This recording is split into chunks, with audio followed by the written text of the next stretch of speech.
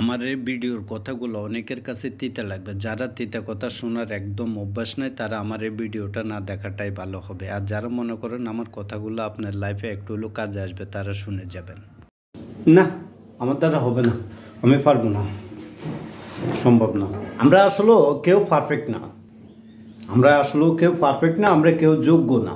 আমাদের কারো কোনো যোগ্যতা নাই, আমাদের কোনো অভিজ্ঞতা নাই, আমাদের কোনো সাহস নাই, আমাদের কোনো শক্তি নাই। এসব আসলে আমাদের জন্য আসে নাই।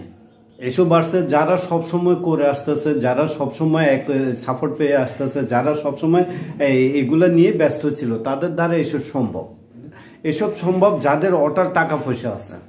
আমরা কিভাবে সাকসেস হবো? আমাদের দ্বারা হবে না। এই ধরনের হাজার উদাহরণ দিয়ে যাচ্ছি আমরা, না দৈনিক আমরা এভাবে হাজার হাজার শর্ত অজুহাত দিয়েই কোনো রকম পার পেয়ে যাচ্ছে। এক্সাম্পল, আপনি যখন জন্মের আগে শুক্রাণু ছিলেন তখন কোটি কোটি শুক্রাণুর সাথে যুদ্ধ করে কিন্তু আপনি জয় হয়েছিলেন।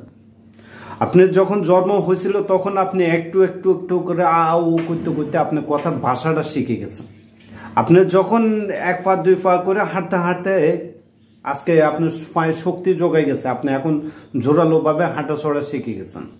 তাহলে কি আপনি একদিনে সাফল্য হয়ে গেছেন? একদিনে সবকিছু শিখে গেছেন? আল্লাহ পাক অন্য 10 জনের মতনই আপনাকে তৈরি করছেন। কোন দিক দিয়ে আল্লাহ পাক আপনাকে অন্য 10 জনের চেয়ে অবহেলিত রাখছেন? অন্য 10 জনের আল্লাহ যেভাবে সৃষ্টি করেছে ওই রকমই সৃষ্টি আপনাকে করেছে। কেন?